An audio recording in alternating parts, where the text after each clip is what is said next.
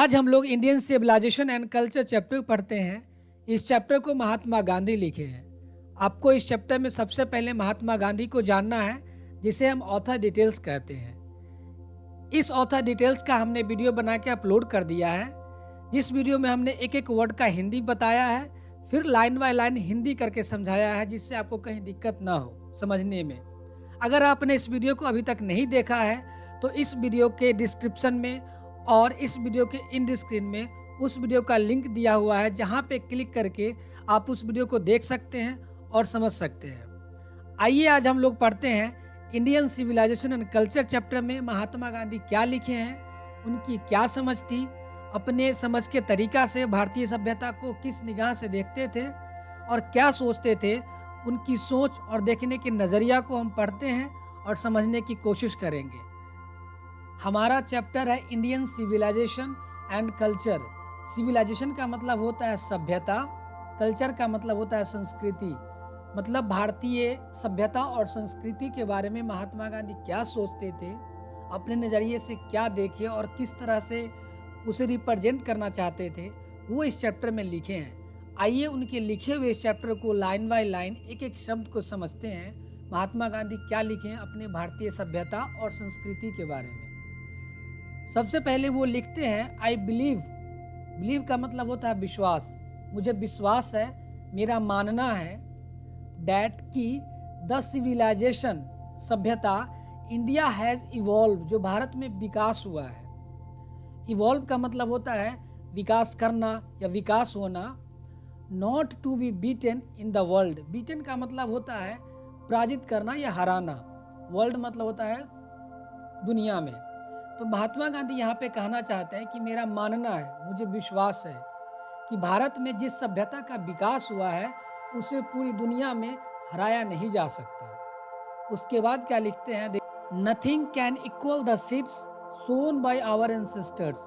देखिए यहाँ पे नथिंग का मतलब होता है कुछ नहीं, इक्वल मतलब बराबर, सीड्स मतलब बीज होता है, और सोन आपका जो है ये पास्ट पार्टिसिपल फॉर्म है सो का, ठीक है।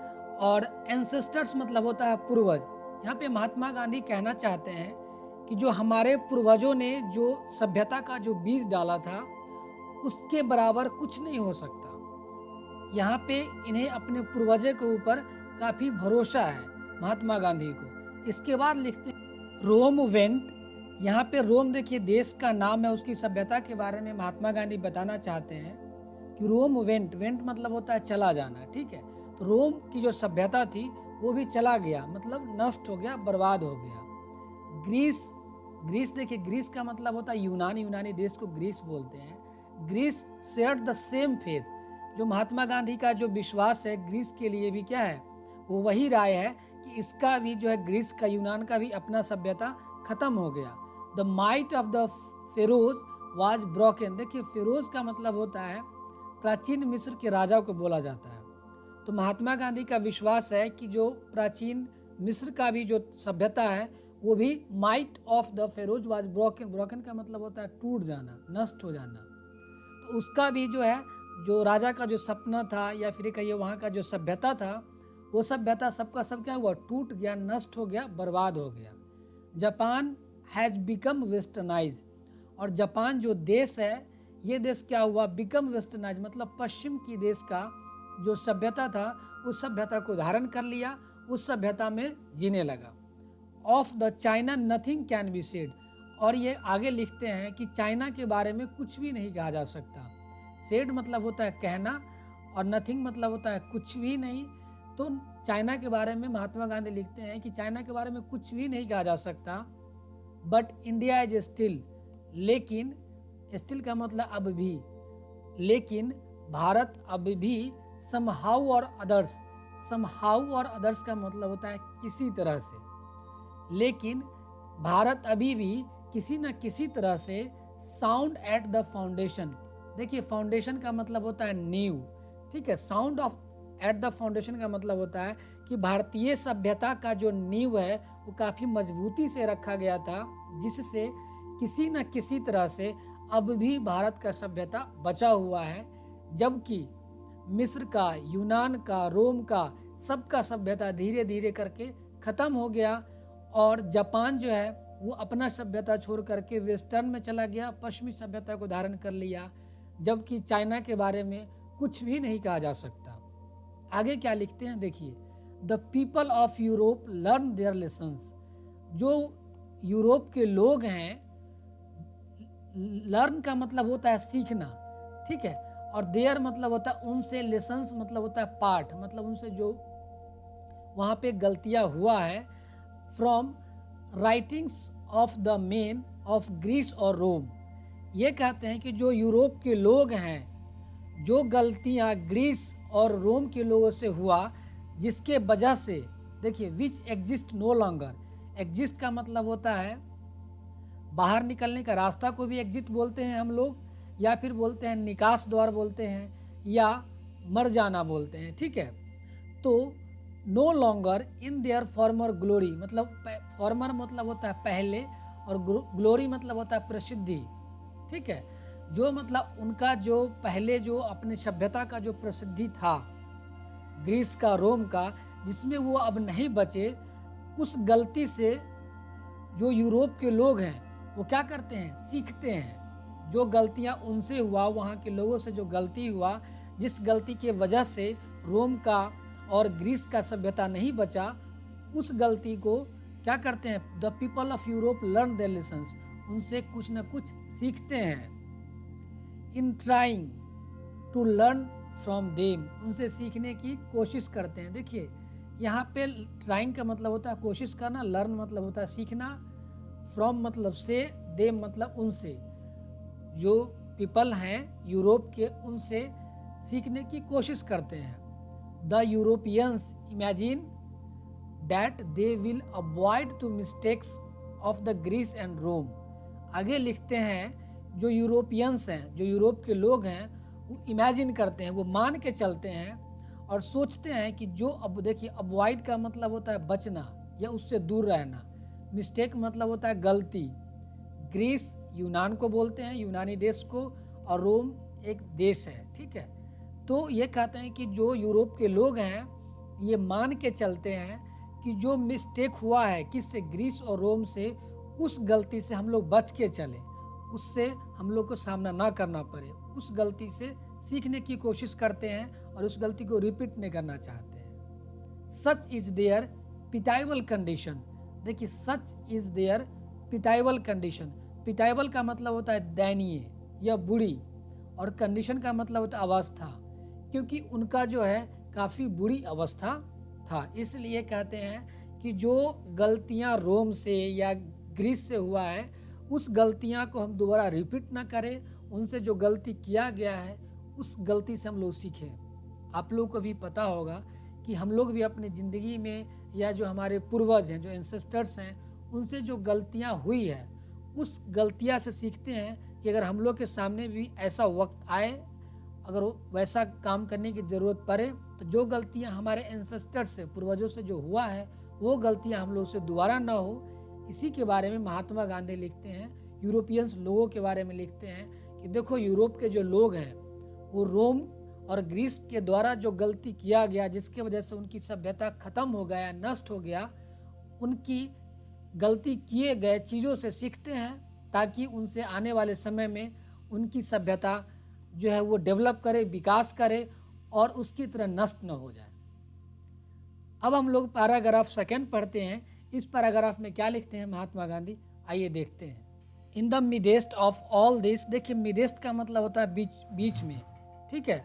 ऑफ ऑल दिस मतलब इन सबों के बीच में, जो इस तरह से सारे देशों की सभ्यता नष्ट हो गया और चला गया, और यूरोप के लोग सीख रहे थे एक दूसरे से, उन सबों के बीच में इंडिया रिमेन्स, रिमेन का मतलब होता है बचा रहना, ठीक है, उसी स्थिति में बने रहना। इमोवेबल का मतलब होता है आपका अचल, अडिग जिसको बोलते हैं। And that is her glory, glory का मतलब होता है प्रशंसनीय, प्रसिद्ध, ठीक है। जो यहाँ पे महात्मा गांधी कहना चाहते हैं कि जितना देखो कई देशों में अपनी सभ्यताओं को लेकर के उथल पुथल मचा हुआ था, उन सबों के बीच में जो हमारा भारत है, हमारा भारत का जो सभ्यता है वो अपनी प्रसिद्धि में है, उसी स्थिति में बना हुआ है जिस स्थिति में था। It is a charge against India that her people are so uncivilized.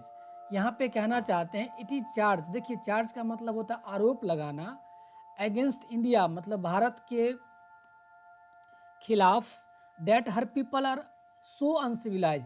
देखिए यहाँ पे अनसिविलाइज का मतलब होता है, आप यहाँ पे कह सकते हैं अनसिविलाइज्ड, दैट मीन्स की असभ्य, जंगली, अशिष्ट।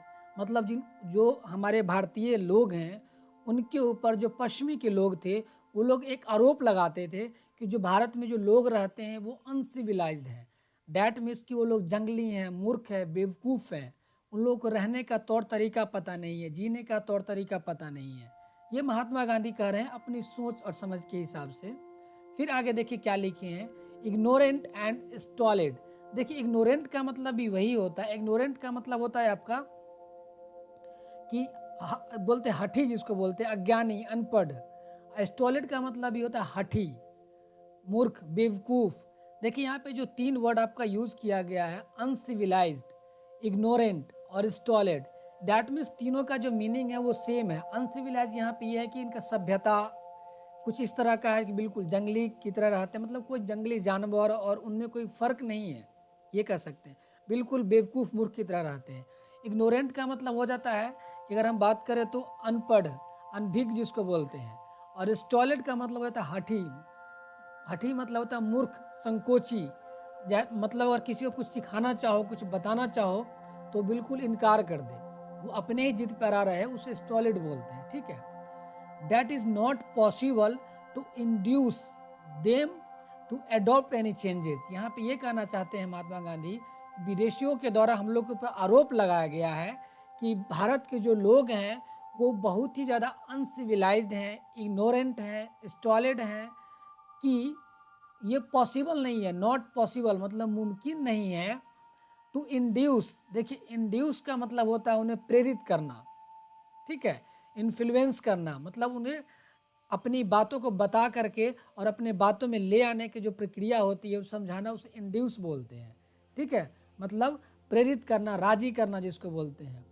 देम टू एडॉप्ट, एडॉप्ट का मतलब होता है स्वीकार करना, ठीक है, या अपनाना। एनी चेंजेस मतलब जो विदेशी लोग हैं हमारे भारतीय के ऊपर आरोप लगाते हैं कि भारत के जो लोग हैं इतने मूर्ख हैं, बेवकूफ़ हैं या फिर हठी हैं कि उन्हें किसी भी बदलाव के लिए वो लोग स्वीकार नहीं करते, उन्हें आप राजी नहीं कर सकते हो, वो लोग बहुत हठी किस्म के हैं। उसके बाद महात्मा गांधी लिखते हैं it is charge really against our merit.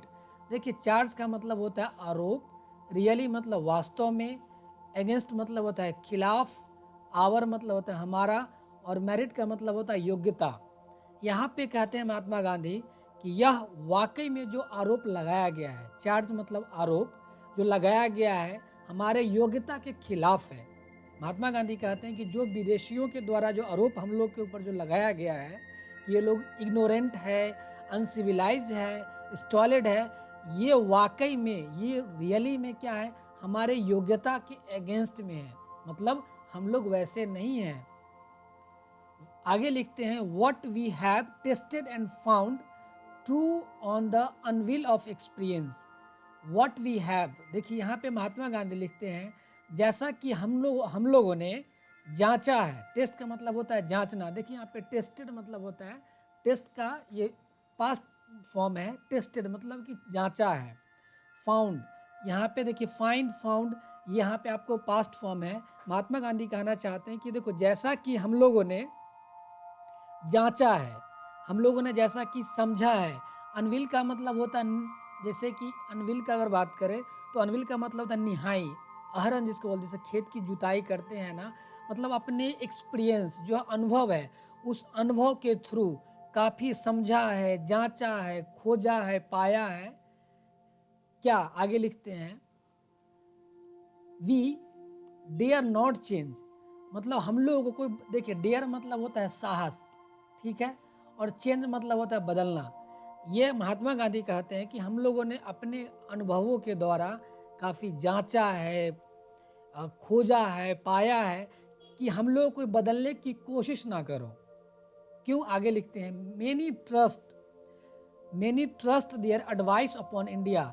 देखिए मेनी मतलब होता है बहुत, ट्रस्ट का मतलब होता है आप ट्रस्ट का मतलब बोलते हैं ऑर्गेनाइजेशन, मतलब कुछ जो लोग होते हैं ग्रुप में आके जब काम करते हैं ना, जब गवर्नमेंट से, जिसको हम ट्रस्ट मतलब व्यापार संघ बोलिए एक शब्द में, या फिर बोले कि जब ग्रुप ऑफ पीपल जब किसी ऑर्गेनाइजेशन चलाने के लिए भारत सरकार से लाइसेंस लेते हैं या स्टेट गवर्नमेंट से, फिर उनका एक आइडियोलॉजी होता है और उस आइडियोलॉजी पर जब वो काम करते हैं उसको ट्रस्ट कहते हैं। वो ट्रस्ट या तो व्यापारी का हो सकता है, या एनजीओ का हो सकता है, या फिर सोशल किसी भी तरह का हो सकता है। तो भारत के ऊपर कई ट्रस्ट के द्वारा, मतलब कई लोगों के संघ के द्वारा यह सलाह दिया गया हमारी अपनी सभ्यता के लिए कि जो अपनी सभ्यता को बदलो, ये सभ्यता सही नहीं है। आगे फिर लिखते हैं एंड द रिमेन्स स्टडी। देखिए रिमेन्स का मतलब क्या होता है, मैंने आपको बताया है। रिमेन्स का मतलब होता है कि उसी स्थिति में बने रहना, ठीक है। और हमारा जो सभ्यता है उसी स्थिति में, जिस स्थिति में पहले था उसी स्थिति में क्या है, वो बचा हुआ है, बना हुआ है। This is her beauty. फिर महात्मा गांधी लिखते हैं यह हमारे देश की सभ्यता का क्या है, सुंदरता है। It is the sheet anchor of our hope.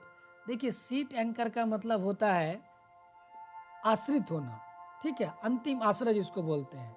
तो ये कहते इट इज द होप, यह it is the sheet anchor of our hope. Hope का मतलब होता है विश्वास, आवर का मतलब होता है हमारा। मतलब कहते हैं कि हमारा जो सभ्यता है, महात्मा गांधी लिखते हैं हमारा जो सभ्यता है वही सभ्यता जो है अंतिम आश्रय है, जिसके द्वारा हम लोग आगे बढ़ सकते हैं, अपने आप को डेवलप कर सकते हैं। हमारा यही ब्यूटी है, हमारा यही सुंदरता है।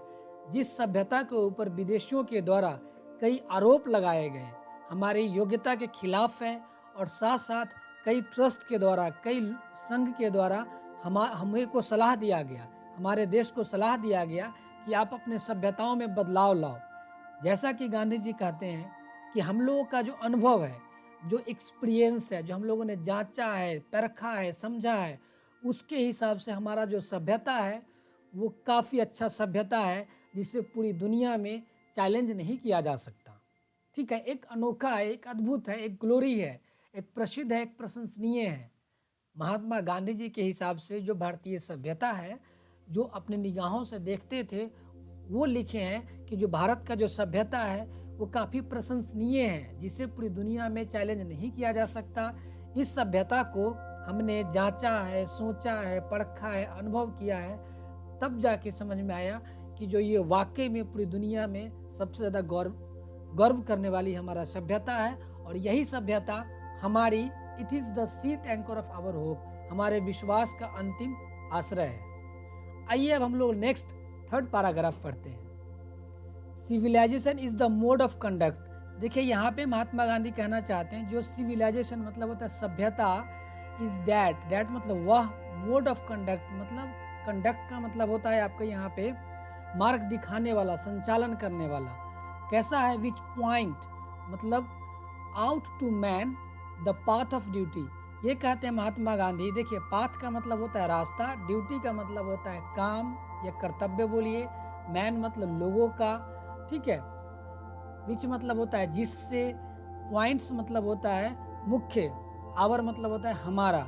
ये कहना चाहते हैं कि जो हमारा जो सिविलाइजेशन है या जो सभ्यता होता है, वो किसी भी देश का जो सभ्यता है वो मोड ऑफ कंडक्ट है, मतलब किसी भी लोगों को रास्ता दिखाने के लिए उसके जो कर्तव्य को पालन करना, उस कर्तव्य को पालन करने के लिए वो संचालन करता है। संचालन करना और रास्ता दिखाना किसका काम है, वो हमारा सभ्यता का काम है। Performance of duty and observance of morality are convertible terms. देखिए इसका परफॉर्मेंस का मतलब होता है, आपको बात करते हैं परफॉर्मेंस का मतलब होता है उपलब्धि, ठीक है। काम करने की जो योग्यता होता है, कितना जल्दी काम करते हैं, उसको परफॉर्मेंस कहते हैं, उपलब्धि। ड्यूटी का मतलब होता है कर्तव्य, एंड ऑब्जर्वेंस का मतलब होता है जब आप कोई काम करता है लोग, तो उसको हम क्या करते हैं, ऑब्जर्व करते हैं, मतलब कि अनुपालन करना। या यहाँ पे अगर हम बात करेंगे तो हो जाएगा रीति रिवाज, ठीक है। ऑफ मोरालिटी और कन्वर्टिबल टर्म्स। यहाँ पे ये कहना चाहते हैं महात्मा गांधी कि जो हमारा जो परफॉर्मेंस है और हमारा जो ड्यूटी है वो क्या है, वो कर्तव्यों का प्रदर्शन और नैतिकता का पालन। मतलब यहाँ पे देखिए, यहाँ पे जो परफॉर्मेंस है, यहाँ पे ये कह रहा है कर्तव्य का प्रदर्शन और नैतिकता का पालन जो हमारा है वो परिवर्तन का एक नियम है। मतलब जब हम काम करते हैं और जो काम करने का जो हमारा योग्यता होता है, जो नैतिकता है, वो क्या है, काम करने का जो नैतिकता है वो समय टू समय क्या है, वो बदलते रहता है, वो परिवर्तनीय टर्म है। टू एब्जॉर्ब, ऐसा माना गया है, देखा गया है, morality is to attain mastery our minds. देखिए यहाँ पे कहते हैं ऑब्जर्व मतलब होता है देखा गया है, अनुभव किया गया है। मोरालिटी मतलब नैतिकता, is to attain mystery.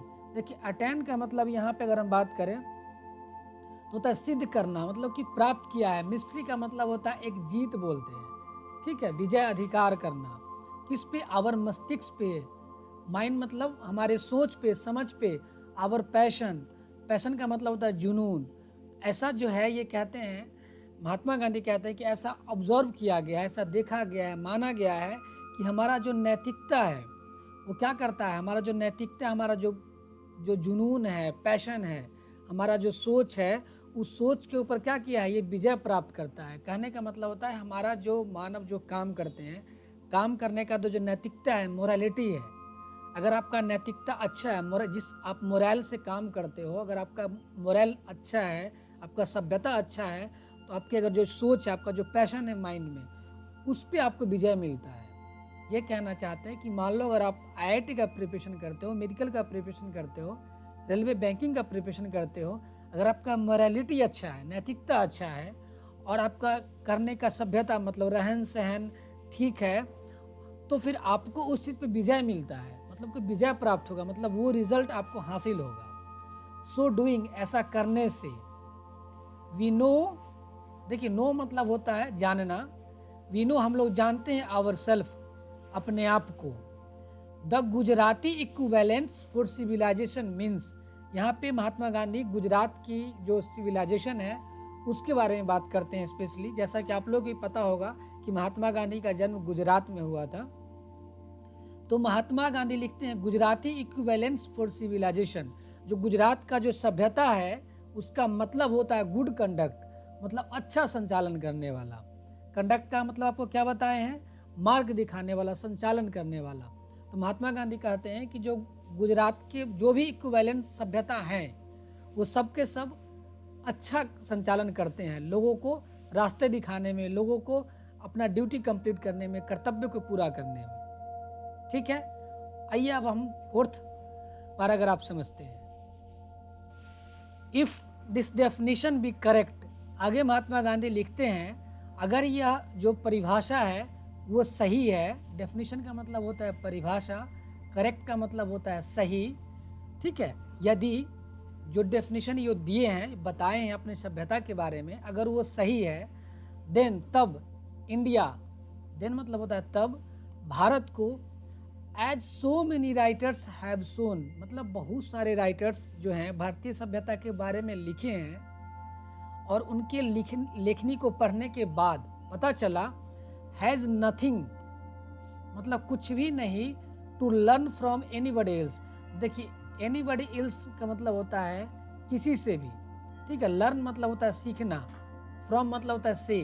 Mahatma Gandhi कहते हैं कि अगर यह डेफिनेशन सही है और बहुत सारे लेखकों के द्वारा भारतीय सभ्यता को जो लिखा गया है उसे पढ़ने और समझने के बाद ऐसा पता चलता है कि हम लोगों को किसी से सीखने की कोई ज़रूरत नहीं है। उसके बाद लिखते हैं and this is as it should B.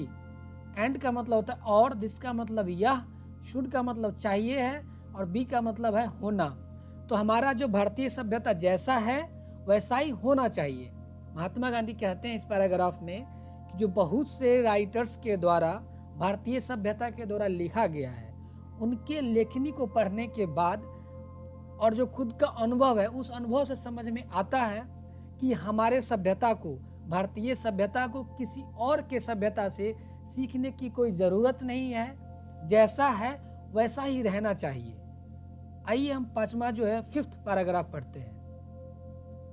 We notice that the mind is a restless bird. यहाँ पे महात्मा गांधी कहते हैं वी मतलब होता है हम लोग, नोटिस मतलब होता है ध्यान देना, ठीक है, समीक्षा करना। That the mind is a restless bird, जो माइंड जो हमारा है, जो मस्तिष्क है, वो हमारा क्या रेस्टलेस वर्ड है, मतलब अचल है। रेस्टलेस का मतलब होता है, देखिए, जो आराम नहीं करे, ठीक है। बर्ड का मतलब होता है चिड़िया, लेकिन जब एक साथ इस सेंटेंस में आएगा रेस्टलेस बर्ड, इसका मतलब होता है अचल।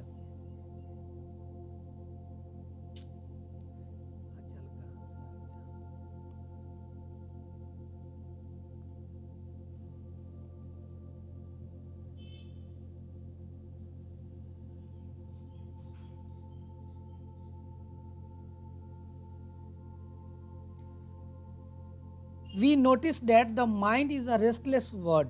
यहाँ पे महात्मा गांधी कहते हैं वी नोटिस, वी मतलब हम लोग होता है, नोटिस का मतलब होता है ध्यान देना या समीक्षा करना। माइंड मतलब मस्तिष्क होता है, रेस्टलेस का मतलब होता है जो आराम ना करे। बर्ड का मतलब होता है चिड़िया, लेकिन जब रेस्टलेस बर्ड बोलेंगे एक साथ तो इसका मतलब होता है, रेस्टलेस का मतलब होता है चंचल, बेचैन, व्याकुल। जो हम लोगों ने समीक्षा किया है, समझा है कि जो मानव का जो मस्तिष्क होता है बिल्कुल चंचल होता है, वो व्याकुल होता है, बेचैन होता है, कभी यहाँ तो कभी वहाँ, कभी मतलब एक जगह से दूसरे जगह के बारे में हमेशा सोचते रहता है। The more it gets the more it wants. देखिए यहाँ पे कहना चाहते हैं द मोर मतलब होता है ज्यादा, गेट मतलब पाना, मोर मतलब ज्यादा, इट मतलब यह, वांट्स मतलब होता है चाहना। मतलब जो मस्तिष्क है वो जितना ज़्यादा से ज़्यादा होता, जितना चाहता है उसको पाना चाहता है। यह कहते हैं महात्मा गांधी, हम लोगों ने नोटिस किया है, समीक्षा किया है, ध्यान दिया है कि जो मानव का मस्तिष्क है जितना ज़्यादा चाहता है उतना ज़्यादा पाने की कोशिश करता है, हमेशा व्याकुल रहता है, बेचैन रहता है, चंचल रहता है, मतलब किसी न किसी चीज़ की पाने की इच्छा रखता है। एंड स्टिल, और स्टिल मतलब होता है अब, रिमेन अनसेटिस्फाइड, इतना पान, देखिए अनसेटिस्फाइड का मतलब होता है असंतुष्ट, और रिमेन का मतलब होता है उसी स्थिति में। एंड स्टिल रिमेन्स अनसेटिस्फाइड मतलब उतना पाने के बावजूद भी मस्तिष्क क्या है, जितना मस्तिष्क को चाहता है मस्तिष्क, उतना मिल भी जाए उसके बाद भी मस्तिष्क क्या है, असंतुष्ट रहता है। जैसा स्थिति शुरू का था वैसा ही स्थिति पाने के बाद का होता है। महात्मा गांधी मस्तिष्क के बारे में कहते हैं कि जो मानव का मस्तिष्क है वो काफ़ी चंचल है, वो काफ़ी व्याकुल है, वो हमेशा कुछ न कुछ पाने की इच्छा रखता है और उसे पाता है, पाने के बावजूद भी वो असंतुष्ट रहता है, जैसे कि पाने से पहले था और पाने के बाद है, ठीक है। फिर आगे लिखते हैं the more we indulge in our passion. देखिए इंडल्ज का मतलब होता है लिप्त होना, ठीक है, लिप्त होना, या बोलते हैं धुन सवार होना या मौज मस्ती। तो the more we indulge in our passion, देखिए पैशन का मतलब होता है जुनून, ठीक है। जो मानव जो चाहता है, जो इच्छा शक्ति रखता है अपनी मस्ती में, उसमें बिल्कुल क्या होता है, मदमस्त होता है, जितना चाहता है उतना उसमें डूबते चला जाता है, उतना उसे पता नहीं चलता। इंडल्ज मतलब होता है मतलब मस्त हो जाना, ठीक है। द मोर मतलब जितना ज़्यादा उसे मिले उसी में वो मस्त होता चला जाता है, उसे पता नहीं होता है। द मोर अनब्रिडाइल्ड दे बिकम, देखिए यहाँ पे वो कहना चाहते हैं, जो महात्मा गांधी कहना चाहते हैं द मोर अनब्रिडाइल्ड दे बिकम, वो जितना ज़्यादा से ज़्यादा हो जाता है वो अनियंत्रित हो जाते हैं, बेतकल्लुक हो जाते हैं, निरंकुश हो जाते हैं, मतलब उन पे क्या ना, उनका नियंत्रण नहीं होता है। अनियंत्रित हो जाना, अनब्रिडाइल्ड का मतलब होता है अनियंत्रित, मतलब मानव, ये बता रहे हैं मानव के मस्तिष्क के बारे में कि जितना ज़्यादा इसको मिलता है उसमें ये डूबता चला जाता है अपने पैशन में, अपने जुनून में, और अनसेटिस्फाइड भी रहता है, जिससे क्या होता है इसको अपने मन के ऊपर अनियंत्रित रहता है, मन पे क्या है, अनियंत्रण रहता है। फिर आगे लिखते हैं आवर एंसेस्टर्स, देखिए एंसेस्टर का मतलब होता है पूर्वज, हमारे जो पूर्वज थे, ठीक है। आवर एंसेस्टर्स देयरफॉर, इसलिए set a limit to our indulgence. Indulgence का मतलब होता है, जो आपने देखा यहाँ पे इंडल्जनेस का मतलब होता है लिप्त होना, मतलब हुआ कि ऐशो आराम में डूब जाना जिसको कहते हैं। तो इसलिए हमारे जो पूर्वज थे, यहाँ पे लिख रहे हैं ancestors, therefore limit to our intelligence, जो हमारे मस्ती का, हमारे काम का एक लिमिट कर दिए कि आप इतना करो तो जो खुश रहोगे। ये सोच मतलब हर काम को उन्होंने क्या क्या कि लिमिटेशन दे दिया, एक बाउंड्री दे दिया, जिसके वजह से आप खुश रह सकते हो। दे saw that happiness was largely a mental condition. हमारे जो देखिए, दे मतलब वे लोग, यहाँ पे दे यूज किए हैं अपने एंसेस्टर्स के लिए महात्मा गांधी। दे हमारे जो पूर्वज थे, सो मतलब देखना होता है, सी मतलब देखना होता है, ये पास्ट फॉर्म है। हमारे पूर्वज ने देखे, डैट की हैप्पीनेस मतलब होता है खुशी, वाज मतलब था, लार्जली मतलब होता है बहुत मात्रा में, बहुत पैमाने पे, मेंटल कंडीशन यह मानसिक अवस्था है। ये महात्मा गांधी कह रहे हैं कि हमारे पूर्वजों ने देखा है, समझा है, अनुभव किया है, जो खुशी है वो एक हमारा मस्तिष्क का एक मेंटल अवस्था है, ना कि आप मस्ती में डूबे रहो। किसी काम की करने की जो इच्छा शक्ति है, किसी चीज़ को पाने की इच्छा शक्ति है, उसी में डूबे रहो तो उससे आपका मस्तिष्क खुश रहेगा, ऐसा नहीं उन्होंने पाया है। ये महात्मा गांधी कहना चाहते हैं कि आप अपने इच्छाओं को लिमिट करो। जो इनका पूर्वजों का जो एक्सपीरियंस है, जो देखने के बाद ये जो बताते हैं, अपने इच्छाओं को लिमिट करो, जिससे कि आपको जो है मेंटल खुशी मिलेगा, एक अवस्था मिलेगा, मस्तिष्क को जो है काफ़ी ज़्यादा खुशी मिलेगा। आप लोग समाज में देखते होंगे कि अगर किसी के पास टू व्हीलर गाड़ी है तो उससे पहले अगर साइकिल है तो चाहता है कि मेरे पास टू व्हीलर गाड़ी हो। जब टू व्हीलर अगर गाड़ी उसके पास अगर आता है, व्हीकल आता है, तो फिर वो सोचता है कि फोर व्हीलर है। डैट मीन्स कि उसका जो मस्तिष्क का अवस्था है वो कहीं पे कंट्रोल नहीं है।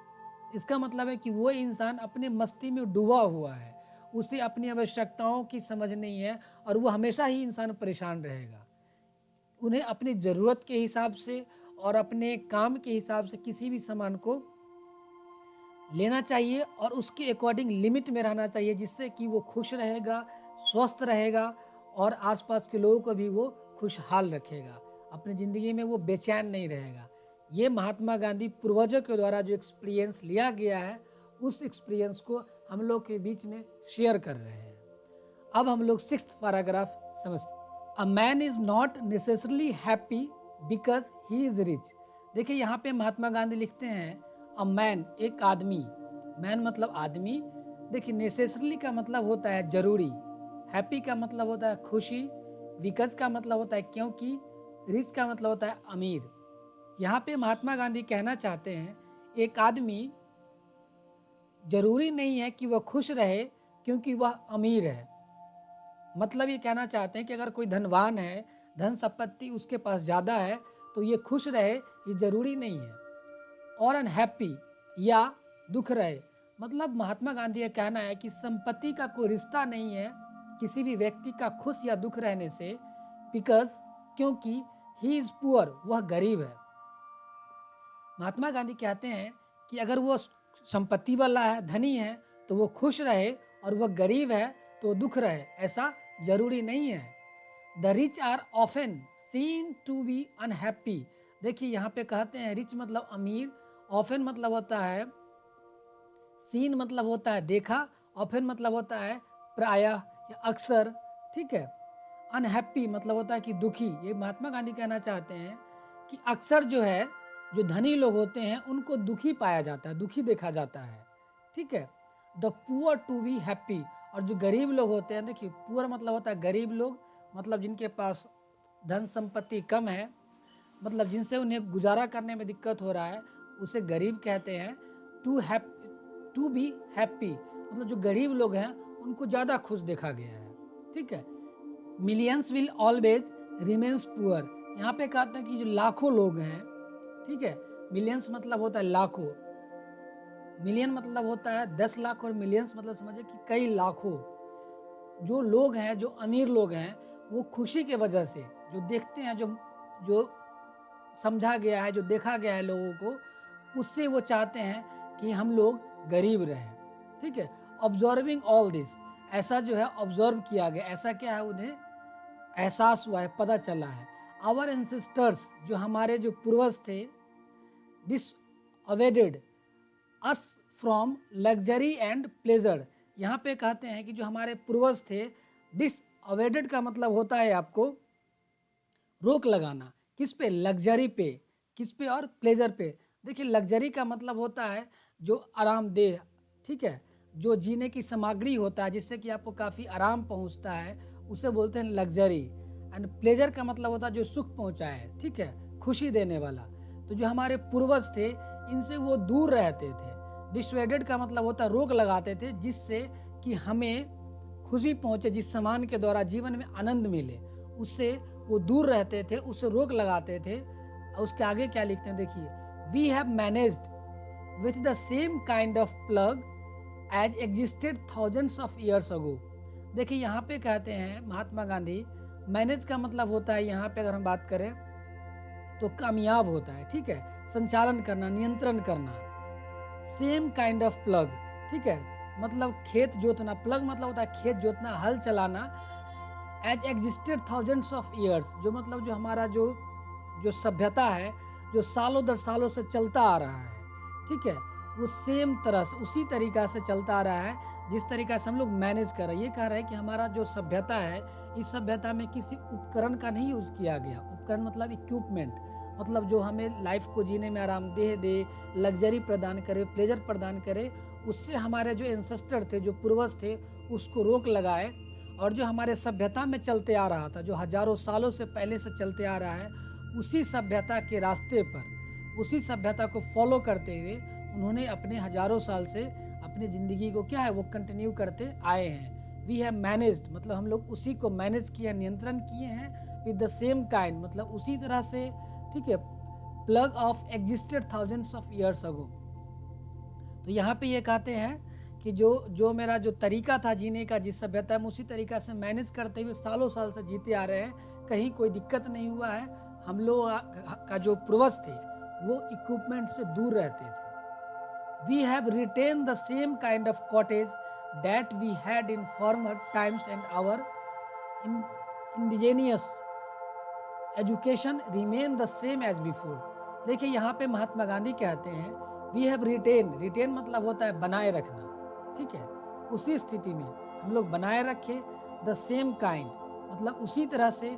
कॉटेज का मतलब होता है यहाँ पे झोपड़ी, ठीक है, झोपड़ी मतलब रहने का जो घर होता है, जो घर से लोग गांव में बनाते हैं, जो बेसिकली गांव के लोग होंगे वो कॉटेज समझते होंगे, झोपड़ी मरैया जिसको बोलते हैं, ठीक है। That we had in former time, जैसा कि हम लोग के पहले के समय में था, जो हमारे हजारों साल से जो पूर्वज जो यूज़ करते थे जिस तरह से, उसी तरीका से हम लोग भी फॉलो करते हैं और उसी को बनाए रखें, उसी को बचाए रखे हैं। एंड आवर इंडिजेनियस, देखिए इंडिजेनियस का मतलब हमारा होता है स्वदेशी, जो मूल निवासी, मतलब जिस सभ्यता में हम लोग रह रहे हैं, जो उसके अंदर जो अपने देश का जो जिसे बोलते हैं स्वदेशीपन है, जो हमारी सभ्यता है, उस सभ्यता को बनाए रखे हैं। उस सभ्यता में जिस तरह से लोगों को एजुकेशन दिया जाता था, देखिए education remain the same as before, और जो हमें लोगों को पढ़ाया जाता था, जो शिक्षा देने की जो प्रणाली थी, उस प्रणाली पे भी आज हम लोग कामयाब हैं जैसे हजारों साल पहले थे। ये महात्मा गांधी कहना चाहते हैं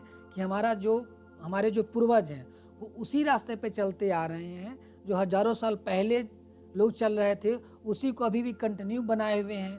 यहाँ तक कि जो शिक्षा का भी जो प्रणाली अभी हमारे देश में है वो भी वैसा ही है जो पहले था। आगे लिखते हैं we have had no system of life coding competition. देखिए यहाँ पे लाइफ कोडिंग का मतलब होता है जीवन रोधी प्रणाली। क्या होता है लाइफ कोडिंग का मतलब होता है जीवन रोधी प्रणाली कंपटीशन। देखिए यहाँ पे ये महात्मा गांधी बहुत अच्छा बात लिखे हैं जो शायद हमारे देश में अब फॉलो नहीं हो रहा है। ये लिखे हैं कि we have had no system of life, मतलब हमारे पास उस समय कोई ऐसा लाइफ रोधी, जीवन रोधी प्रणाली नहीं था, कोई जीवन रोधी कंपटीशन नहीं था। मतलब कंपटीशन का मतलब हम बात करें तो जो बोलते हैं विरोधा, मतलब एक दूसरे में आगे बढ़ने की जो होड़ लगा हुआ होना, जो कि नहीं हम उनसे आगे जाएंगे, या एक कंपटीशन होता है, वो हमारे पूर्वजों जो सभ्यता डेवलप किए थे उस सभ्यता में एक कंपटीशन नहीं था, एक लाइफ विरोधी कंपटीशन नहीं था। जैसे अभी आप लोग अगर आगे बढ़ के आएंगे, कॉरपोरेट वर्ल्ड में आएंगे, काम करेंगे, तो यहाँ पे आपको प्रोडक्शन का टारगेट दिया जाता है। आप या फिर आजकल बैंक में भी देखेंगे कई सेक्टर है जहाँ पे टारगेट दिया जाता है कि आपको 1 घंटे में 5 केस करना है तो करना है, आप मशीन हो। वो केस कितना टाइम ले रहा है नहीं ले रहा है उससे कंपनी को या उस डिपार्टमेंट को मतलब नहीं है। मतलब आपको क्या करना है, 5 केस करना है।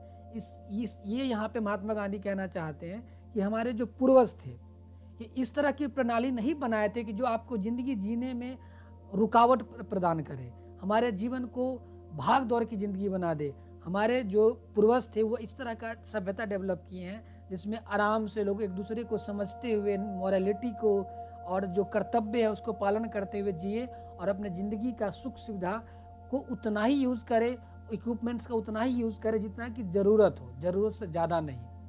आज क्या हुआ कि लोगों को आज देखिए आज के टाइम में इक्विपमेंट्स तो मिल गया, सारी ज़रूरतें की चीज़ें मिल रही है, लेकिन उसके अंदर क्या है, लोग खुशहाल नहीं है, लोग बेचैन हैं, लोग कंपटीशन के दौर में जी रहे हैं। लोगों को अगर आज देखो किसी को 2 व्हीलर व्हीकल है घर में तो वो ये कंपटीशन में लगा हुआ है कि मुझे 4 व्हीलर व्हीकल गाड़ी जो है घर में कितना जल्दी से जल्दी आ जाए, चाहे उसकी ज़रूरत हो या ना हो। तो ये क्या है, अपने मस्तिष्क को वो बेचैन कर लिए हैं, वो लोग कभी शांत नहीं रह सकते। तो महात्मा गांधी जो बताए थे, जो हमारा जो पूर्वज जो जिस रास्ते पे चल रहे थे, आज हमारा देश इस रास्ता को भूलता चला जा रहा है। आज हमारे देश में बहुत कम ऐसे लोग हैं जो इस रास्ते पे चल रहे हैं। आगे लिखते हैं महात्मा गांधी, इच फॉलोड मतलब सभी को क्या है, फॉलो का मतलब होता है अनुसरण, हिज ओन ऑक्यूपेशन मतलब सबको अपना व्यवसाय फॉलो करना, मतलब जो हमारे जो सभ्यता में जो आ रहा था, और ट्रेड मतलब खरीद बिक्री, ठीक है, and charge a regular badges. ये कह रहा है कि हमारे जो सभ्यता में की जो हिसाब में क्या है कि हम जो फॉलो करते हैं, अनुसरण करते हैं, उसमें व्यवसाय भी है, खरीद बिक्री भी सामान करते हैं, और एक हमारा जो तनख्वाह है वो भी तय किया हुआ है कि आप एक दिन में काम करेंगे और काम करने का जो आपका तनख्वाह है वो तनख्वाह दे दिया जाएगा। लेकिन अब का क्या है कि एक दिन काम करेंगे, लेकिन अगर एक दिन में अगर आपको 10 टारगेट दिया गया है, पूरा दिन आप काम किए, मेहनत से काम किए, लेकिन अगर आपको 5 ही अगर आपको केस सॉल्व हुआ है तो आपको हाफ डे का ही पेमेंट मिलेगा, फुल डे का नहीं मिलेगा। लेकिन हमारा पहले क्या सभ्यता था कि अगर आप एक आदमी हैं, पूरा दिन काम करते हैं, आपकी जो सामर्थ्य है, जो आपकी शरीर की जो एबिलिटी है, जो योग्यता है, उस योग्यता के हिसाब से आप जितना काम किए हैं उस काम को स्वीकार किया जाएगा, और उस काम के बदले में जो तय किया गया है तनख्वाह वेजेस, वो वेज आपको दे दिया जाएगा। लेकिन आज ऐसा नहीं हो रहा है, ठीक है। इट वॉज नॉट, ये कह रहे हैं यह नहीं था, दैट कि we did not know how to invent machinery. Mahatma Gandhi कह रहे हैं कि ऐसा नहीं था कि हम लोग नहीं जानते थे कि देखिए इन्वेंट का मतलब होता है खोज करना, ठीक है, मशीनरी का मतलब होता है मशीन, इक्विपमेंट, यंत्र जिसको बोलते हैं। It was not that we did not know, हम लोग नहीं, नो का मतलब होता है जानना, ऐसा नहीं है कि हम लोग नहीं जानते थे कि यंत्र का, मशीन का, इक्विपमेंट का खोज करना, ठीक है। But our forefathers knew that, अब आगे लिखते हैं, लेकिन हमारे फोर फादर्स का मतलब भी होता है पूर्वज, हमारे नो, देखिए न्यू का मतलब ये यहाँ पे पास्ट फॉर्म है, नो का न्यू, ठीक है। हमारे जो पूर्वज थे वो जानते थे क्या, डैट की it we set our hearts after such things, हमारे पूर्वज जानते थे, हमारे पूर्वज जानते थे कि जो हमारा जो हृदय है, अगर हम मशीन को डेवलप कर देंगे, मशीन के द्वारा काम करना शुरू कर देंगे, तो हमारा जो हार्ट है, हमारा जो सोच विचार है, उसका क्या तरीका बदल जाएगा। हमारे जो सभ्यता है वो सभ्यता में बदलाव आ जाएगा, और उस सभ्यता की वजह से हमारी जो रियल, हमारे जो न्यू है संस्कृति का, कल्चर का, वो कल्चर क्या हो जाएगा, ब्रेक होने लगेगा। We would become slaves and lose our moral fibre. देखिए यहाँ पे स्लैब्स का मतलब होता है नीचा काम, ठीक है, नीच काम, and lose our moral fibres. देखिए यहाँ पे लूज मतलब होता है खो देना, ठीक है। आवर मोरल फाइबर्स मतलब होता है, मोरल मतलब होता है नैतिकता, ठीक है, जो हमारा प्रकृति, मोरल फाइबर्स मतलब होता है जो प्राकृतिक है, चरित्र, ठीक है। जो we would become slaves and lose our moral fibres, हम लोग जब मशीन के द्वारा काम करना शुरू करेंगे तो उस तरह से जब काम करने लगेंगे, उस काम को हमारे जो एंसेस्टर्स हैं वो क्या बोले हैं, जो ये नीच काम जो हमें हो, उस काम करने के बाद हमारा जो नैतिकता है वो गिरने लगेगा धीरे धीरे, और हम लोग जो है नीच काम करना शुरू कर देंगे। जैसा कि आज हमारे देश में जो भी घटनाएं घट रहा है, ये सब के सब क्या है, इक्विपमेंट्स और मशीन के ऊपर जितना ज़्यादा लोग डिपेंड हो गए हैं, जिसके वजह से आज लोग क्या है वो नीच काम करने को तैयार हो गए हैं। ये चीज़ें महात्मा गांधी ने सोची, अपने टाइम में लिखे, और वो आज हम लोग के समाज में, देश में ये चीज़ें हो रही है। ठीक है, आगे लिखते हैं, दे वे लोग, देयरफॉर इसलिए, आफ्टर ड्यू इसके बावजूद, डेलिब्रेशन, देखिए डेलिब्रेशन, डिसाइडेड, डेलिब्रेशन का मतलब होता है विचार विमर्श करना, डिसाइडेड का मतलब होता है निर्धारण करना, that we should only do what we could with our hands and feet. ये सब जानने समझने के बाद उन्होंने क्या किया, डिसाइड मतलब होता है निर्णय लेना, क्या किया, समझे जाने उसके बाद कि उन्होंने डिसीजन लिया कि नहीं, हम लोगों को अपने हाथों से, देखिए हैंड मतलब होता है हाथ और फिट मतलब होता है पैर, जो हमारे पूर्वज थे वो काफ़ी सोच समझने के बाद, विचार विमर्श करने के बाद निर्णय लिए कि नहीं, हम लोगों को अपने हाथों और पैरों से जितना ज़्यादा से ज़्यादा काम हो सकता है उतना कामों को करना चाहिए और अपने मोरल को बचाना चाहिए, अपनी नैतिकता को बचाना चाहिए, जिससे हमारा जो सभ्यता है, जो संस्कृति है, वो बचा रहेगा। क्यों? क्योंकि हमारा जो सभ्यता और संस्कृति है, इसी को महात्मा गांधी कहते हैं गुड कंडक्ट, मतलब हमारे जीवन को चलाने का एक सही रास्ता दिखाने वाला ये पॉइंट होता है, ये हमारा पथ दिखाने वाला एक सभ्यता है। They saw that our real happiness, उन्होंने देखा, देखिए सॉ का मतलब होता है देखा, सी का सेकेंड फॉर्म है saw, that our real happiness, real मतलब होता है वास्तव में, हैप्पीनेस मतलब खुशहाली, आवर मतलब हम लोग, डेट मतलब की, एंड हेल्थ और मतलब, एंड मतलब और, हेल्थ मतलब स्वास्थ्य, कंसिस्टेंट मतलब होता है लगातार, प्रॉपर मतलब होता है मजबूती से, यूज मतलब होता है प्रयोग करना, आवर मतलब होता है हमारा, हैंड्स मतलब होता है हाथ, एंड मतलब और, फिट मतलब पैर। ठीक है, तो यहाँ पे ये कहना चाहते हैं महात्मा गांधी कि हमारा जो पूर्वज थे, हमारे जो पूर्वज थे, उन्होंने देखे समझे जाने, उसके बाद उन्होंने बताए कि जो हमारा रियल खुशी है और जो स्वास्थ्य आता है, कंसिस्टेंट मतलब लगातार बनाए रहता है, मतलब लगातार हमें स्वस्थ रहते हैं, हम लोग बीमार नहीं पड़ते हैं, वो जब हम लोग अपने सही से अपने हाथ और पैरों का इस्तेमाल करते हैं, इस्तेमाल करके काम करते हैं, तब हम लोग काफ़ी खुश रहते हैं, खुशहाल रहते हैं और ज़्यादा से ज़्यादा समय तक अपने शरीर को और मन को स्वस्थ बनाए रखते हैं। आज जैसा कि आप लोग देखते हैं, हमारे देश में या दुनिया में मशीनों का ज़्यादा से ज़्यादा यूज़ किया जा रहा है, जिसके वजह से लाखों तरह का बीमारी आ गया। लोग जितना पैसा कमाते हैं उससे कहीं ज़्यादा पैसा डॉक्टर्स के यहाँ जा कर के दे आते हैं, क्योंकि वो कमाई कहीं ना कहीं वो मशीनों के द्वारा होता है। जो लोग अभी भी अपने हाथों और पैरों के द्वारा मेहनत करते हैं, कमाते हैं, वो देखिए कम बीमार पड़ते हैं, ज़्यादा खुश रहते हैं, स्वस्थ रहते हैं। तो यही कहते हैं महात्मा गांधी, या हमारे पूर्वजों का जो सोच था, उस सोच को यहाँ पे बताते हैं कि जब हम लोग अपने हाथों और पैरों के द्वारा ज़्यादा से ज़्यादा काम को करेंगे तो ज़्यादा से ज़्यादा टाइम स्वस्थ रहेंगे, खुश रहेंगे और हम लोग अपने सभ्यताओं को बचाए रखेंगे। अब हम लोग नेक्स्ट पैराग्राफ पढ़ते हैं, 7th।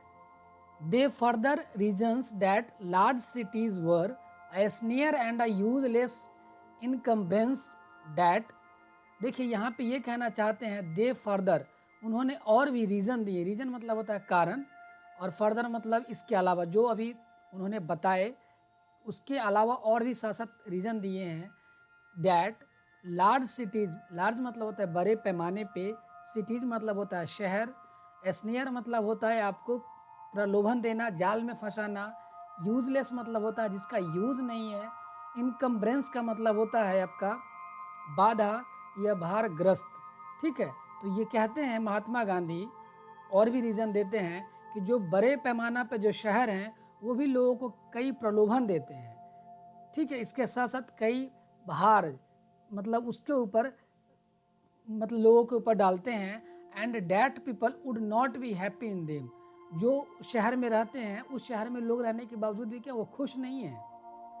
जो शहर है, आप शहर के बारे में भी सुनते हैं, जानते हैं कि जो शहर का कई सारा चीज़ होता है जो आपको प्रलोभित करता है कि वहाँ पे इतने सारे फैसिलिटी हैं, कई तरह की चीज़ें, इक्विपमेंट्स हैं, मशीन है, घूमने फिरने का जगह है, तो उससे आप अपने गांव को छोड़ के, अपने सभ्यता को छोड़ के वहाँ पे चले जाते हैं, वहाँ पे जाने के बाद भी जब आप देखते हैं कि लोग, वहाँ के लोग भी खुश नहीं हैं, ठीक है, would not be happy in them, उनमें भी लोग खुश नहीं हैं। उसके बाद लिखते हैं डैट और would be gangs of thief's, और जब आप शहर में जाते हैं तो देखते हैं कि वहाँ पे क्या होता है, that there would be gangs, gangs मतलब होता है लोगों का ग्रुप, थिप्स का मतलब होता है आपका जेब कतरे, ठीक है।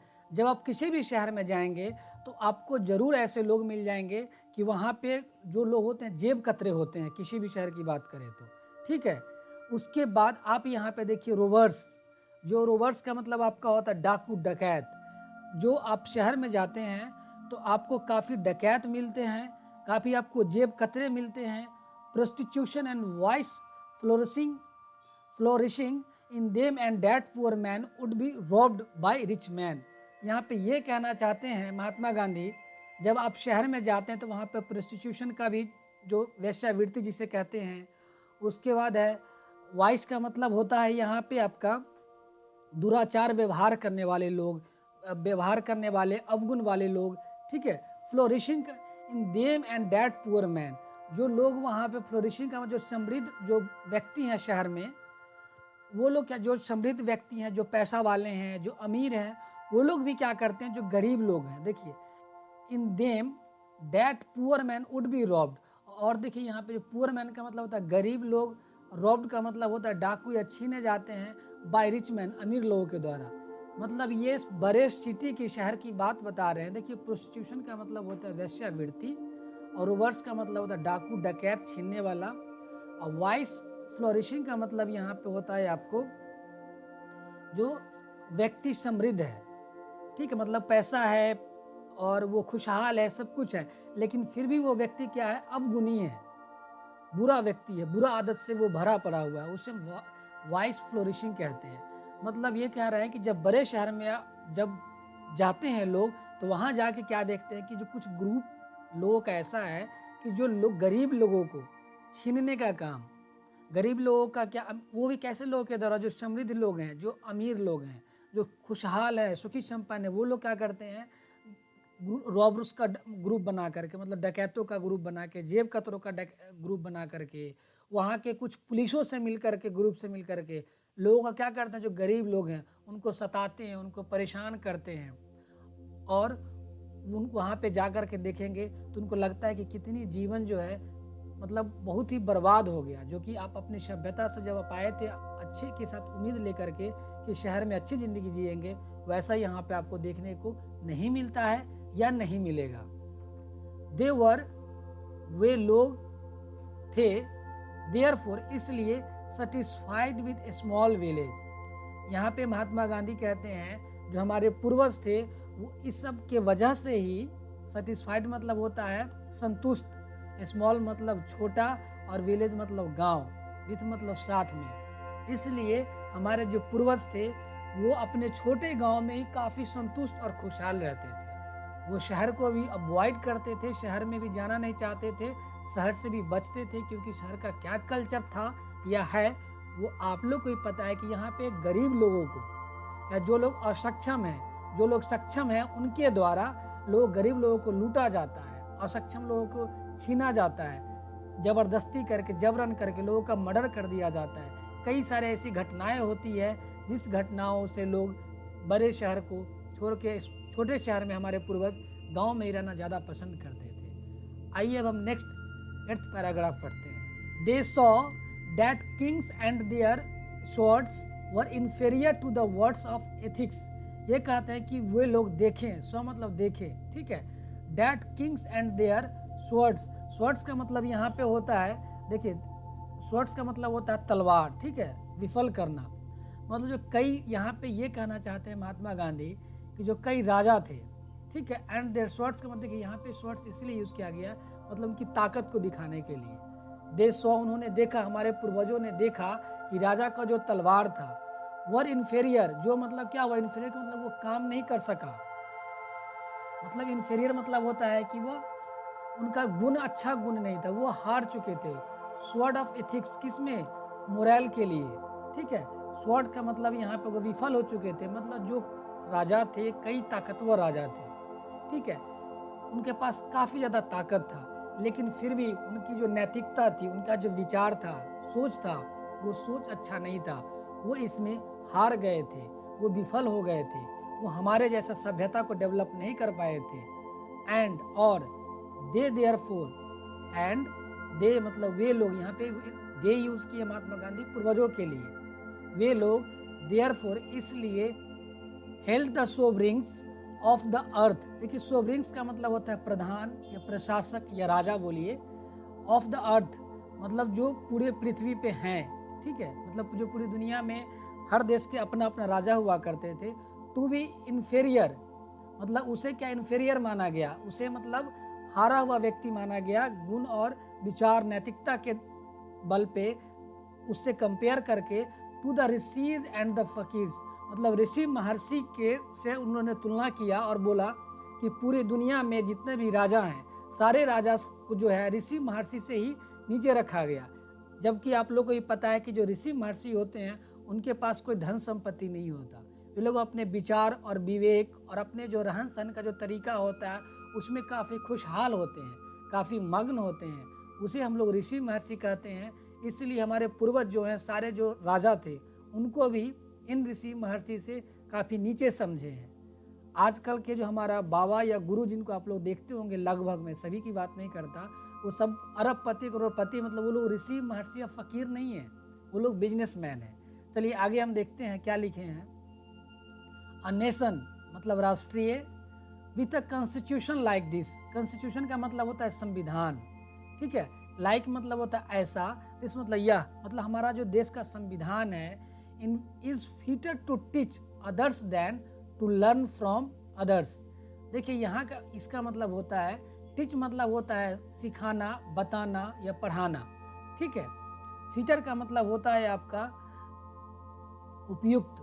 जो हमारा जो देश का जो कॉन्स्टिट्यूशन है, अदर्स देन टू लर्न मतलब दूसरे को यहाँ पे अदर्स टू लर्न मतलब अदर्स से सीखने की ज़रूरत हमें जो है वो नहीं है। हमारा जो ये कहना चाहते हैं महात्मा गांधी कि हमारा जो देश का जो कॉन्स्टिट्यूशन है, जो संविधान है, वो देश दूसरे से सीखने का चीज़ नहीं है। खुद अपने आप जो हमारा संविधान है वो हमें सिखाता है, हमें बताता है कि हमें किस तरह से जीना चाहिए, किस तरह से रहना चाहिए, ठीक है। दिस नेशन हैड कोर्ट्स, हमारे देश में, नेशन मतलब होता है राष्ट्रीय, यहाँ पे देश को रिप्रेजेंट कर रहे हैं, अपने देश को। दिस देश हैड कोर्ट्स मतलब हमारे देश में पहले क्या थी, कोर्ट्स थे। कोर्ट मतलब जहाँ पे जो जजमेंट होते हैं, एडवोकेट वकील रहते हैं, उसे कोर्ट कहते हैं, ठीक है। लॉयर्स एंड डॉक्टर्स, हमारे देश में पहले कोर्ट्स थे, डॉक्टर्स थे, वकील थे, but they were all with in bonds. मतलब देखिए यहाँ पे हुआ, बॉन्ड्स का मतलब होता है लिमिट, ठीक है। दे का मतलब होता है वे लोग, और विद इन मतलब होता है उसके अंदर में, ठीक है। तो ये कहते हैं कि दिस नेशन हैड कोर्ट्स, हमारे देश में कोर्ट्स थे, वकील थे, डॉक्टर्स थे, लेकिन सबके सब एक लिमिट में थे। मतलब सबकी एक क्या था, एक मोरालिटी था, एक कर्तव्य था, एक उनका एक नैतिकता था।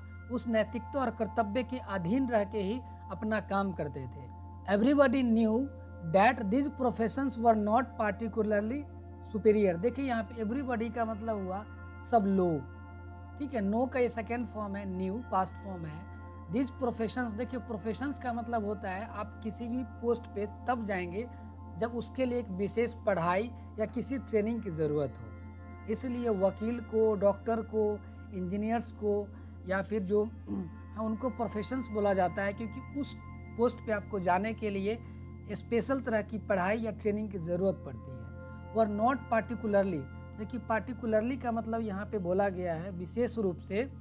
सुपेरियर मतलब सुपेरियर का मतलब होता है शानदार या श्रेष्ठ। जो उस समय जो हमारे पूर्वज थे, इन सब प्रोफेशनल्स को भी सर्वश्रेष्ठ नहीं समझते थे। मोरेवर मतलब इसके अलावा this vakils and vaids did not rob people.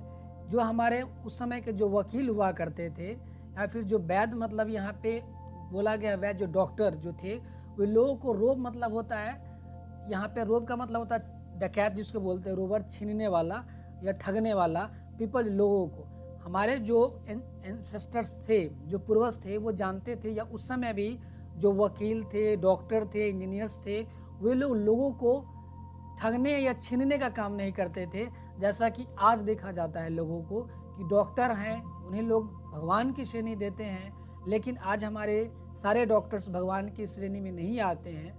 अगर मैं पर्सनली मानूं तो 10% देश में ऐसे डॉक्टर हैं जो वाकई में डॉक्टर हैं। बाकी 90% जो महात्मा गांधी लिखे हैं रॉ पीपल, वो पीपल को पैसा छीनने का और डकैती करने का काम करते हैं। आज बड़े से बड़े हॉस्पिटल को देख लीजिए, उसमें कई एग्जाम्पल हैं जो लोगों को पैसा छीनने का काम करते हैं। तो यही महात्मा गांधी कहते हैं कि हमारे जो पूर्वज थे वो भी प्रोफेशंस थे, लेकिन ऐसे वकील या ऐसे डॉक्टर नहीं थे जो लोगों को छीनने का काम करते थे। संपत्ति, उनकी पैसा, उनकी ज़मीन, उनके जान, उनके आजकल के तो ऐसे डॉक्टर होते हैं जो लोगों का किडनी हो गया, आपका आँख हो गया, मतलब बॉडी का ऑपरेशन करके काट के बेच देते हैं और उनके पेशेंट को बताते तक नहीं है, गार्जियन को, कि क्या किए हैं नहीं किए हैं। तो ये अपनी सभ्यता को बता रहे हैं। दे वर कंसिडर्ड पीपल्स डिपेंडेंट्स, और वो लोग समझते थे, जो प्रोफेशंस थे वे लोग हमारे लोगों पे ही डिपेंडेंट थे। जो वकील थे, जो डॉक्टर्स थे, वे लोग हमारे लोगों पे ही डिपेंडेंट थे, ना कि हम लोग उन पे डिपेंडेंट थे। लेकिन आज अब देख लीजिए हमारे सभ्यता में, आज हमारे देश में क्या हो गया है कि हम लोग वकील और डॉक्टर के ऊपर डिपेंडेंट हैं, ना कि वो लोग हम लोग के ऊपर डिपेंडेंट हैं। गलती से अगर आप लोग एक बार उनके पास चले जाइए तो पूरा धन संपत्ति बेच के वो लोग आप लोग से ले लेंगे। आगे हम लोग देखते हैं क्या लिखे हैं Mahatma Gandhi. Not there masters, और जो है उनका जो विचार है वो लोग हमारे ऊपर टोटली डिपेंड करते थे, ना कि हम लोग उनके ऊपर डिपेंड करते थे। ठीक है, उनका जो सोच है, जो उन्होंने मास्टरी किया है, देखिए नॉट देयर मास्टर, इनका मतलब जो उन्होंने जिस चीज़ में तामील हासिल किया है। देयर मास्टर्स का मतलब होता है अपने जिस फील्ड में, अगर मान लो कोई वकील हैं, अच्छे वकील हैं, डॉक्टर हैं, तो लोगों को वो ऊपर डिपेंड थे, ना कि वो अपने डिग्री के ऊपर डिपेंड थे। जस्टिस वाज टॉलरेबली फेयर, ये कह रहे हैं कि जो उस समय जो जस्टिस हुआ करता था वो भी फेयर था, निष्पक्ष था, जिससे कि काम चल रहा था, कहीं कोई दिक्कत नहीं था। The ordinary rules was to avoid courts, जो ऑर्डिनरी का मतलब यहाँ पे महात्मा गांधी कहना चाहते हैं जो साधारण या मामूली जो रूल्स बनाए जाते थे वो लोगों को कोर्ट तक नहीं पहुँचाने की जरूरत पड़े। समाज में अगर रहने की वजह से किसी तरह का वाद विवाद होता था तो उसको निपटारा करने के लिए एक सामाजिक लोग अपने तौर तरीका से कुछ साधारण रूल बनाते थे, जिस रूल के तहत ही उनकी आपस में सारे समस्या को निदान मिल जाता था, वो लोग कोर्ट तक नहीं पहुंच पाते थे। इसीलिए लिखे महात्मा गांधी, द ऑर्डिनरी मतलब साधारण, रूल मतलब नियम, अवॉइड मतलब होता है उनसे बचना या दूर रहना, कोर्ट मतलब इसलिए बनाए जाते थे कि जो हमारे लोगों को कोर्ट तक जाने की जरूरत ना पड़े। अगर कोई समस्या हो तो अपने समाज में ही बैठ के विचार करके उसे हम निपटारा कर लें। There were no thoughts to lure people into them. देखिए यहाँ पे आगे महात्मा गांधी कहते हैं कि देखिए थॉट्स का मतलब होता है दलाल। थॉट्स मतलब होता है दलाल, जिसे आप लोग बोलते हैं बिचौलिया। ये बिचौलिया आपका जो है जितने भी गवर्नमेंट प्लेसेस होते हैं, ऑफिसेज होते हैं, कुछ की बात मैं ना करूं, ऑलमोस्ट सारे जगह पे आपको दलाल पाए जाते हैं। वो दलाल कौन होते हैं? दलाल मतलब कहें तो बिचौलिया। डैट मीन्स कि अगर कोई सरकारी स्टाफ है, ठीक है, और आपका अगर कोई काम है, काम करवाना है, तो वो कौन जो दलाल होता है वो सरकारी स्टाफ से मिला होता है और आपसे फिर मिलने का बात करेगा, आपका पैसा लेकर के और आपका काम करवा देगा, और फिर वो पैसा का कुछ भाग जो है जो सरकारी स्टाफ जो जनता के टैक्स पे जो काम करता है उसको दे देगा। ठीक है, उसको टॉट्स बोलते हैं, उसको दलाल बोलते हैं। ठीक है, जो पब्लिक का पैसा लेके नौकरी करता है, लेकिन फिर उस काम को करने के लिए दलाल को रखता है, टॉट्स को रखता है, और उस पैसा को फिर से आपसे पैसा लेता है, दोबारा पैसा लेता है उसी काम को करने के लिए, उसको दलाल कहते हैं। या गांव समाज में आप लोग देखे होंगे कि अगर किसी का ज़मीन बिक रहा है तो ज़मीन का मालिक कोई और होगा, खरीदने वाला कोई और होगा और बेचवाने वाला कोई और होगा, जिसे बिचौलिया या दलाल कहते हैं। जो ज़मीन का जो रेट फिक्स होता है उस रेट का कुछ परसेंटेज टॉट्स ले लेता है। ठीक है, to lower people into them. देखिए लोअर का मतलब होता है लुभाना, ललचाना। या उस समय जो था देयर वर नो टॉट्स, जब आप कोर्ट में जाते या गवर्नमेंट ऑफिसेज में जाते तो पहले के टाइम में क्या था कि उस समय दलाल नहीं हुआ करता था, ना ही कोई लुभाने वाला ललचाने वाले कोई व्यक्ति हुआ करते थे कि आप मेरे पास आओ, आपका हम काम करवा देंगे, इतना कम पैसा लेंगे। क्योंकि उस समय क्या था, हमारा जो सभ्यता था, उस सभ्यता में लोग बंधे हुए थे, उनका कर्तव्य था। जैसे this evil too was noticeable. देखिए, इविल का मतलब होता है बुरा या पापी। ये जो बुराई और जो पापी जो वक्त के साथ जब लोग हो रहे हैं या हो गए तो उस टाइम भी कुछ वो क्या था, वो नोटिसेबल था, मतलब वो विचार करने योग्य बात थी। Only in and around capital, जो शहर के चारों तरफ जो ये सब अक्सर जो देखा जा रहा था, जो बुरी चीज़ें हो रहा था, वो शहर के चारों तरफ ही हो रहा था, जिसे लोग देखने योग्य, लोग उस समय की बात हो गया था कि जो शहर था, शहर में ही ज़्यादातर ऐसे लोग पाए जाते हैं जो लोगों को लूटने और छीनने का काम करते हैं। अब तो ऐसे गांव में भी पाए जाने लगे हैं। ये लोग वे होते हैं जो अपने सभ्यताओं, अपने जो नैतिक जो मूल्य कर्तव्य है और जो आपका नैतिकता, उसको भूल जाते हैं और वो मशीन के द्वारा जीना शुरू कर देते हैं और वो इंसान नहीं रह के वो मशीन बन जाते हैं। तो फिर अपने जैसा जो लोग हैं, उस लोग को वो लोग भूल करके मशीन समझ जाते हैं और वो उसके साथ गलत व्यवहार करना शुरू कर देते हैं। इस तरह के लोगों के लिए महात्मा गांधी बोले हैं कि शहर के चारों तरफ ज़्यादा बढ़ने लगे थे, होने लगे थे, जिसे लोग देखने और समझने की ज़रूरत थी।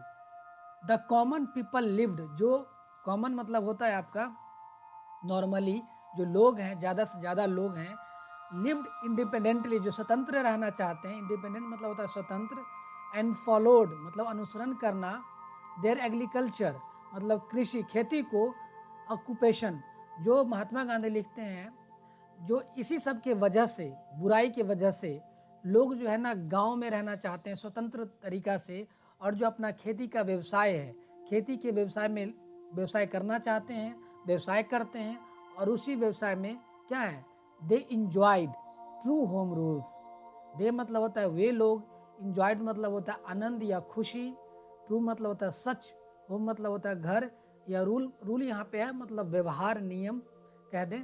तो जो लोग हैं, ज़्यादा से ज़्यादा लोग चाहते हैं कि अपने गांव में रहें, अपने घरों में रहें, घरों का खेती का जो व्यवसायिक तौर तरीका है उसको करें और उसमें रह कर के अपने दिनचर्या को पाले, अपने घर परिवार को चलाए और खुशहाल रहे। ये महात्मा गांधी का कहना था और वो उस समय अपने नज़रिया से अपने देश को देख रहे थे, सोच रहे थे और समझ रहे थे। आइए अब देखते हैं आपके बुक में, बॉक्स में क्या लिखा हुआ है, इसको पढ़ते हैं, समझते हैं। Complete the following sentences on the basis of what you have studied. देखिए, यहाँ पे कह रहा है आपको कि आपने जो अभी तक इस चैप्टर में पढ़ा है उसी के बेसिस पे कुछ आपसे क्वेश्चंस पूछे जा रहे हैं जो आपको बताने हैं। ठीक है, तो यहाँ पे आपको फिल इन द ब्लैंक्स दिया हुआ है और मैं आपको क्वेश्चन समझा देता हूँ। इस क्वेश्चन का क्या आंसर होगा आपको इस वीडियो के कमेंट में लिखना है और मैं आपके कमेंट में रिप्लाई करूँगा कि आपका आंसर सही है या गलत है। मैं उम्मीद करता हूँ आप कमेंट में ज़रूर क्वेश्चन का आंसर लिखेंगे। आइए समझते हैं। फर्स्ट क्वेश्चन आपका है, India's glory is that it. Bharat का जो प्रशंसा होता है, जो भारत हमारा फेमस है पूरी दुनिया में, वो किस वजह से है। यहाँ पे आपको फिल इन द ब्लैंक्स लिखना है। क्वेश्चन नंबर सेकेंड है, the charge against India is that. हमारे भारतीय के ऊपर जो है किस तरह का आरोप लगाया जाता है। ठीक है। थर्ड क्वेश्चन है, we dare not change what. हम लोगों को बदलने की साहस नहीं करना चाहिए। वो क्या है जिससे बदलने के लिए महात्मा गांधी मना कर रहे हैं। क्वेश्चन नंबर फोर्थ समझते हैं। Our ancestors set a limit to our indulgence because. हमारे जो पूर्वज थे वो क्यों एक लिमिट बना दिए, वो यहाँ पे आपको फिल करना है। Our forefathers did not invent machinery because. हमारे जो पूर्वज थे मशीनरी की जो है वो खोज क्यों नहीं की है। आपका बी में देखिए क्या कहता है, answer the following questions briefly. यहाँ पे जो आपने अभी तक पढ़ाई किया है उससे रिलेटेड कुछ क्वेश्चन पूछा जा रहा है। आपको अपने कॉपी पे इस क्वेश्चन का जवाब लिखना है। मैं आपको क्वेश्चन समझा देता हूँ, क्वेश्चन क्या आपसे पूछ रहा है। देखिए, how is India civilization different from European civilization. यहाँ पे क्वेश्चन आपसे ये पूछा गया है, जो भारतीय सभ्यता है वो आपका यूरोपियन सभ्यता से कैसे अलग है। ठीक है। क्वेश्चन नंबर सेकंड आपका है, why does Gandhi ji say that mind is a restless bird. यहाँ पे गांधी जी क्यों कहते हैं हमारे मस्तिष्क को कि मस्तिष्क जो है हमारा काफ़ी चंचल है। फिर नेक्स्ट क्वेश्चन आपसे पूछा गया है, what makes a mind restless, मतलब हमारा जो माइंड है क्या वो रेस्टलेस बनाता है। थर्ड क्वेश्चन है आपको, why did our ancestor this avoided as from luxury and pleasure. ये कहते हैं कि हमारे जो पूर्वज हैं, एंसेस्टर्स मतलब पूर्वज हैं, वो क्यों रोक लगाए थे लग्जरी के लिए और प्लेजर के लिए। Did they do the right thing, क्या वो लोग सही किए। क्वेश्चन नंबर फोर्थ आपका है, why according to Gandhi ji के हिसाब से, गांधी जी के अकॉर्डिंग क्यों हैव वी स्टक, हमें रुकना चाहिए with the same kind of plough as existed thousands of years ago. ये कह रहा है कि गांधी जी के अकॉर्डिंग हमें क्यों अपनी सभ्यताओं के साथ चलना चाहिए, अपनी सभ्यताओं के साथ क्यों रहना चाहिए। Should we do the same thing even today. ये कह रहा है कि जैसा कि उस समय से चलता आ रहा है उसे आज भी हमें फॉलो करना चाहिए। इसका आपको जवाब देना है। क्वेश्चन नंबर फिफ्थ आपका है, how did our ancestors view large cities. हमारे जो पूर्वज थे वो बड़े बड़े जो शहर हैं उसको किस तरह से देखते थे, किस निगाह से देखते थे, उसका जवाब देना है। Why were they satisfied with small village, वे लोग क्यों अपने छोटे से गांव में रह के ही खुश थे। नेक्स्ट क्वेश्चन आपका है question number six, how did our ancestors जो इंजॉय ट्रू होम रूल्स।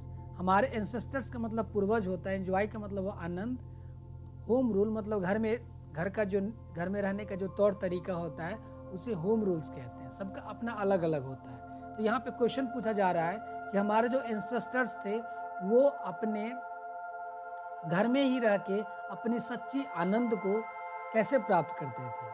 ठीक है, तो इस सारे क्वेश्चंस का आपको जवाब देना है, अपने कॉपी पे इसका नोट डाउन करना है और आपकी फाइनल एग्जामिनेशन में इस रिलेटेड कई सारे क्वेश्चंस आते हैं। इस वीडियो में हम यहीं पे ख़त्म करते हैं।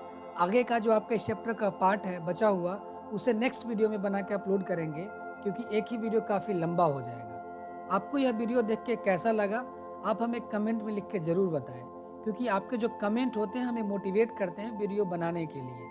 मैं उम्मीद करता हूँ आप लोग कमेंट लिख के हमें मोटिवेट करेंगे। Thank you for watching this video. Thanks for watching this video. आपने इस चैनल को अभी तक सब्सक्राइब नहीं किया है तो आप सब्सक्राइब कर लें, ताकि ऐसा ही वीडियो आपको फ्यूचर में मिलता रहे। इस वीडियो को लाइक, कमेंट और शेयर करके आप हमें मोटिवेट करें। Thank you.